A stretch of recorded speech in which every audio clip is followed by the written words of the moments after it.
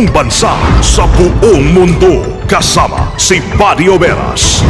Live mula sa RMN News Center, Manila. Ito ang KDP Golden Dove Best News Program. RMN News Nationwide. Headlines. Ngayong tanghali sa RMN News Nationwide. Kawalan ng political will na Aquino administration, tinuturong dahilan ng paglaganap ng karumal-dumal na krimen sa bansa. Kinakaarma po ang Pilipinas dahil sa kahinaan ng ating liderato. Mga napatay sa Atimonan, Quezon, mga miyembro ng Siman Criminal Syndicate, mga nasaway kinilala na. Based on intelligence reports, siya yung leader ng grupo na yan, si Vic Siman. So, si Vic Siman, doon sa report na karating din sa atin, ay taga Laguna. Talagang nagpapagamit. Simbahan nakiisa na rin sa panawagang total gun ban sa bansa. Kongreso hindi daw dapat kalampagin sa nasabing panawagan. Ilang barangay naman sa General Santos sa Dipolog City binaha dahil sa bagong sama ng panahon sa Mindanao.Alitang pangkalangalan, kauna-unahang Freshwater Prawn Congress isasagawa sa Southern Leyte. At abroad, 100 katao patuloy na missing sa naganap na bushfire sa Australia. Buong bansa, isang boses ng balita. RMN News Nationwide. Sa Pilipinas, maraming radyo pero iisang network lamang ang may pinakamaraming numero 1. DYHP Cebu, number 1. DYRI Iloilo, number 1. DXDC Davao, number 1. DXRZ Zamboanga, number 1. DXCC Cagayan de Oro, number 1. DYHB Bacolod, number 1. Sa kasaysayan ng radyo sa ating bayan, sa iisang tahanan lamang nagmumula ang mga number 1. RMN, pinakamaraming nakikinig. RMN, pinakamaraming natutulungan. RMN, pinakamaraming advertisers. RMN, pinakamaraming number 1.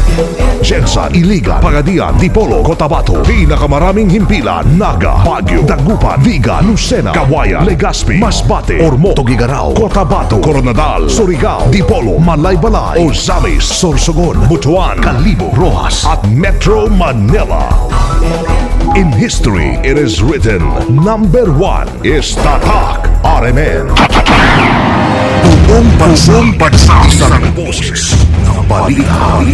RMN News Nationwide. Mabuhay Pilipinas, tanghali po ng Lunes, 7 ng Enero 2013. Ito ang numero 1 RMN News Nationwide. Ako si Buddy Oberas. Ako naman si Weng de la Peña. Tayo po'y live na live sa DWAR 103.9 RMN Palawan, DXCC 828 RMN Cagayan de Oro, DYVR 657 RMN Rojas at sa DXKR 639 RMN Coronadal.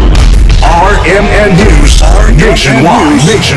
Mga kasama, sa panahon may posibilidad pong lumakas pa yung low pressure area sa Mindanao at maging ganap na bagyo paglagpas niya sa kalupaan sa Huwebes. Huling namataan ang low pressure area na yan 410 kilometers timog silangan ng Davao City, kung saan nakapaloob ito sa Intertropical Convergence Zone na nakakaapekto sa Mindanao. Dahil po dito, asahan na yung moderate to heavy rain sa buong Mindanao, partikular na sa Davao at Soc-Sargen Region. Kaya naman ang mga residente sa nasabing lugar ay pinag-iingat sa mga pagbaha at pagguho ng lupa.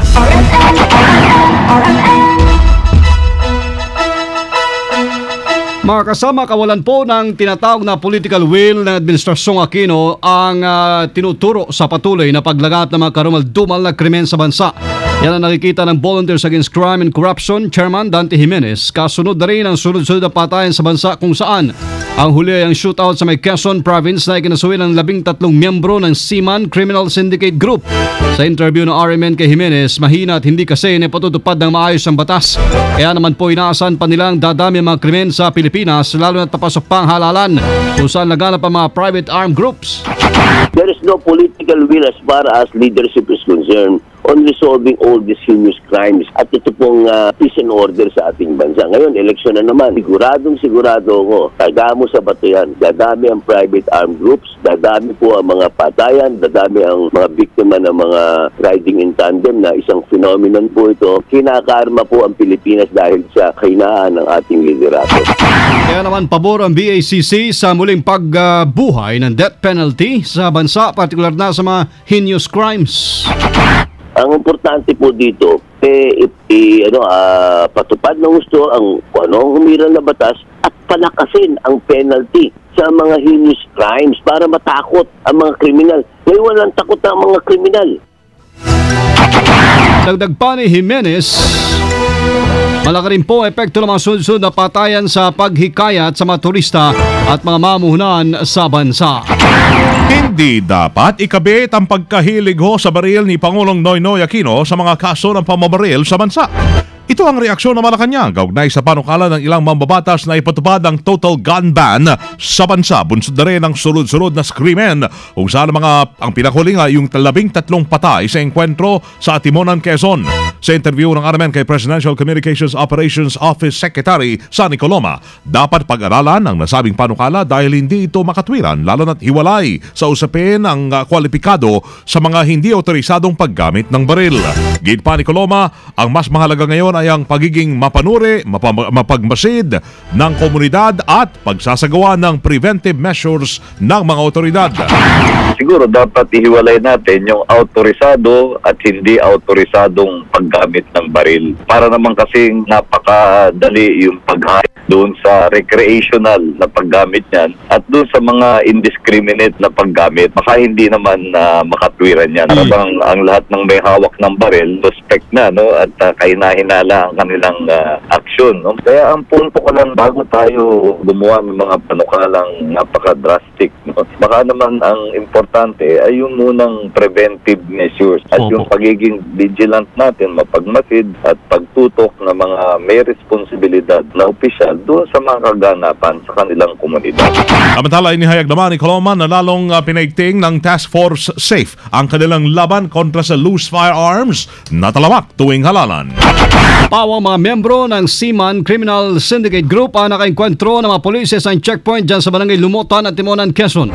Sa interview ng RMN kay Calabarzon Chief Superintendent James Melad, kinumpirma rin ito na nakabase sa Laguna ang nasabing grupo na pinamumunuan ng isa sa mga nasawi na si Vic Seaman at kilala mga membro ng Gun for Hire Syndicate. Based on intelligence reports, siya yung leader ng grupo na yan, si Vic Seaman. Opo. Si Vic Seaman, doon sa report na karating din sa atin, ay taga Laguna. Talagang nagpapagamit na sila hinahire, kung sino man target, mapa Region 4A, mapa Region 5, ito mga taong mga hinahire, yun ang nakarating sa atin ng mga intelligence reports. But of course, hindi natin makonvert ng ebidensya yung intelligence reports, So, ang ginawa natin, nung may report na may baril, yun ang paraan, checkpoint. Samantala, sinabi rin ni Melad na isang pulis ang sugatan sa paa at kamay.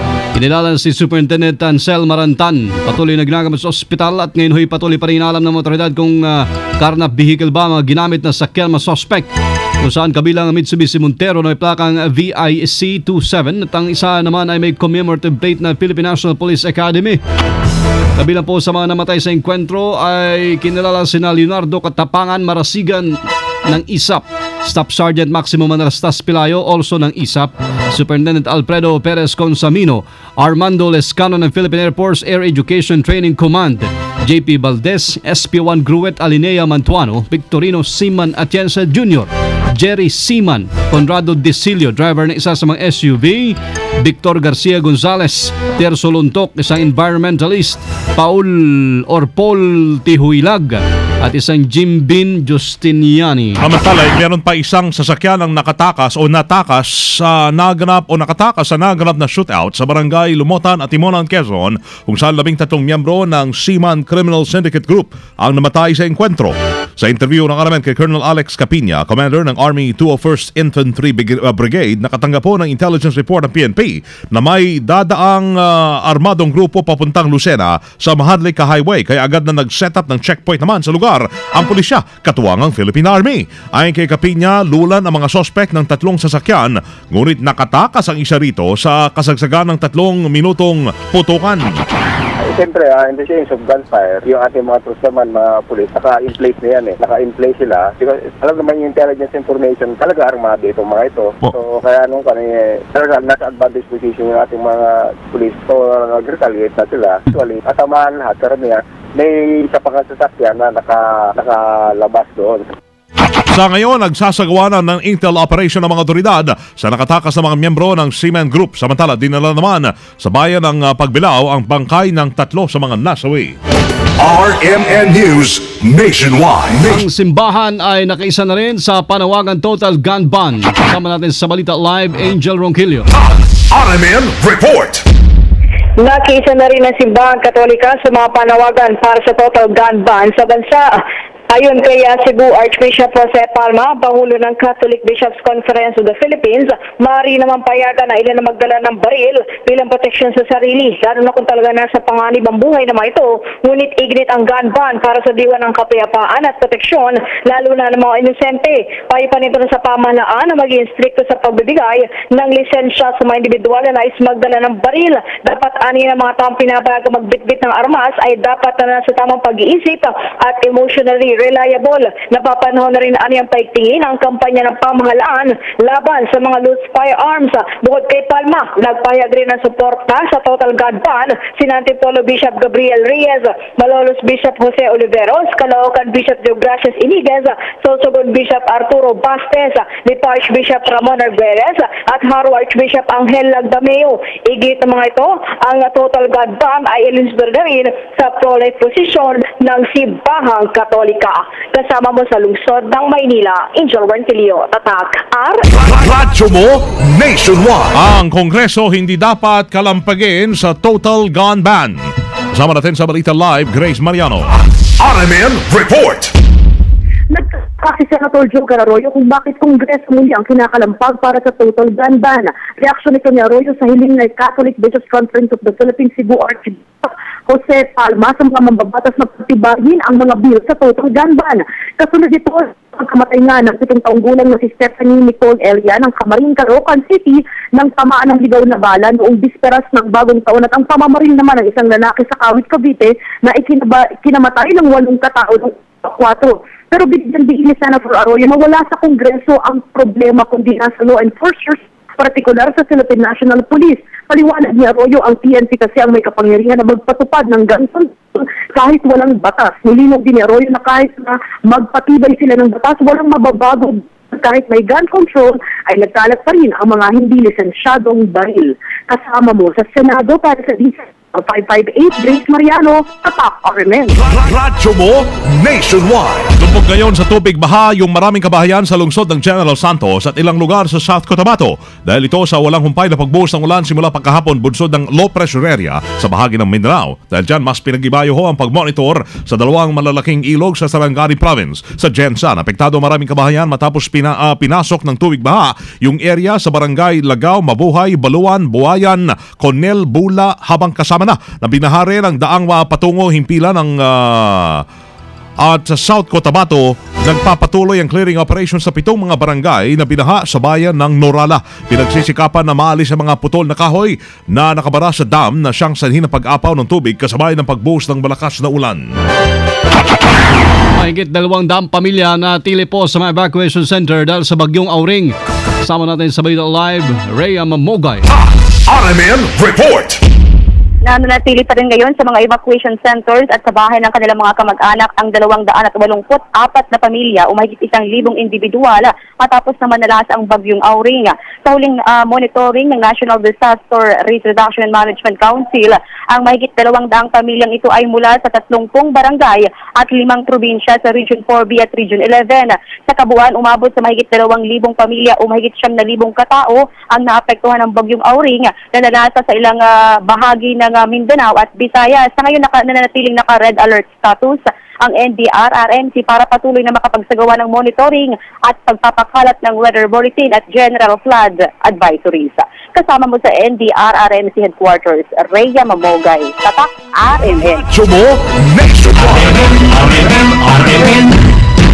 RMN Nationwide Report. O yun hong, mahigit 100 pamilya rin apektado ng pagbaha dyan sa Zamboanga del Norte. Kasama natin sa balita si Mardy Libres, RMN Dipolog. RMN Report. Humigit kumulang 130 pamilya ang lumikas sa ilang mga barangay sa siyudad ng Dipolog at ilang barangay ng lalawigan ng Zamboanga del Norte dahil sa halos walang tigil na pag-ulan dala ng bagyong Auring noong nakarang araw. Sa initial na report mula sa Zamboanga del Norte PDRRMC, 2 bahay na yari sa mga light materials malapit sa ilog sa lungsod ng Rojas ang nasira dahil sa naturang baha. Maliban dito, 40 pamilya ng barangay Turno ang lumikas matapos umapo ang Dipolog River at naging evacuation center ang Turno Elementary School. Wala namang naiulat na nasawi sa naturang pagbaha. Kasama mo sa DXDR Dipolog, Mardy Dalugdog Libres, Tatak RMN. Radyo mo Nationwide. RMN News Negosyo. Sa pangkalakalan, gaganapin sa Southern Leyte ang kaunang International Freshwater Prawn Congress. Usapan po dyan ang pagpaparami ng produksyon ng hipon ng Pilipinas at sa iba't iba pang bansa. Isasagwayan sa Southern Leyte State University sa darating na June 10 hanggang 11. RMN News Abroad. Sa Australia, 100 katao ang patuloy na pinaghahanap ng mga otoridad sa mga bayan na sa Southern Tasmania na sinalanta ng bushfire. Dapat din umabot sa 3,000 individual ang inilikas bunsod ng sunog na sinasabing dulot ng matinding init ng panahon. Noong nakaraang Biyernes, naitala sa Tasmania ang record-breaking na temperatura na umabot sa 41.8 degrees Celsius. Bukod sa heat wave, sa Tasmania malakas rin ang hangin, bunsod pa rin ng naranasang tagtuyot. Live tayo mga kasama mula po sa RMN News Center, Makati City, Metro Manila, Philippines. Inyong narinig ang numero 1 RMN News Nationwide ngayon pong Lunes ng tanghali, 7 de Enero 2013. Sa mga taga-Butuan na susunod na hudyan ngayong tanghali sinakasamang Jerry Campos at Sassy Babar sa RMN News Diretso Balitang Butuan sa numero 1 DXBC 693. Ano rin po ang pagbabalita namin ngayong alas 12 ng tanghali. Sa YouTube, i-type lamang ang RMN News Nationwide. Kasama niyo po sa serbisyo publiko, ako si Buddy Oberas. At ako naman, Weng de la Peña.